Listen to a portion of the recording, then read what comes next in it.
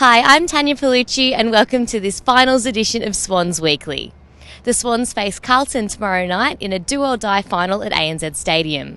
The match will mark the final home game for Swans veteran Jude Bolton, who announced his retirement earlier this year. Here's what Jude had to say about his final home game in Sydney this weekend. Oh, it's definitely played in mind. I've got family coming up thinking, we've got to come up and see maybe your last game. But, I'm still extremely positive that we can advance further in this final series. We've got a good quality list and, we're excited. Two Swans will celebrate milestone matches this weekend, with Nick Malceski set to play his 150th game, while Dan Hannebery will notch up his 100th. Throughout his 9-year tenure at the club, Malceski has experienced the extremes of playing AFL football, from overcoming 3 knee reconstructions to kicking the match-winning goal in the 2012 Grand Final. The running defender said last year's premiership had given him confidence heading into this season.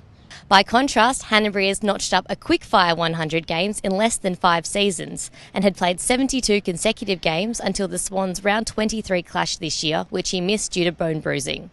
The 22-year-old said he was thankful to be given an opportunity at the Swans as a teenager. In injury news, Swans coach John Longmire confirmed last night that champion player Adam Goodes would miss the remainder of the season with a knee injury. Yeah, Adam unfortunately didn't get much beyond the warm-up, I guess. He trained as hard a session as he has for quite a while on Tuesday and pulled up okay yesterday, however was a little bit sore today in the warm-up, and therefore we decided not to push him.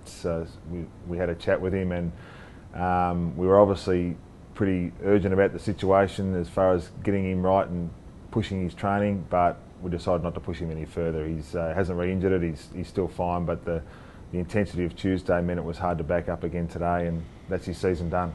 While Goodes will take no further part in the Swans finals campaign, debutants Harry Cunningham and Shane Biggs will line up for the Swans tomorrow night at ANZ Stadium. Yeah, it is. It's been exciting for those couple of players. They played well against Hawthorn a couple of weeks ago, and they were probably a bit unlucky to go out of the team, but obviously we had some other names coming in that meant that they went out, but they both looked as though they could stand up to pretty important pressure, which is obviously what we'll get this week, and I'm sure they're looking forward to it. They're certainly really excited, as the other players are, to have those young blokes in the team, and really looking forward to the Blues. The last time the Swans met the Blues was in round 14 this year, where the Swans took out the match by 22 points on a wet and waterlogged SCG.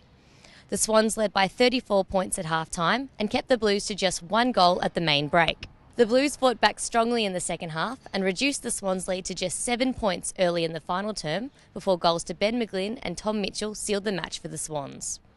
Craig Bird, McGlynn and Ryan O'Keefe were the best for the Swans, while Kurt Tippett and McGlynn led the scoring with 2 goals apiece.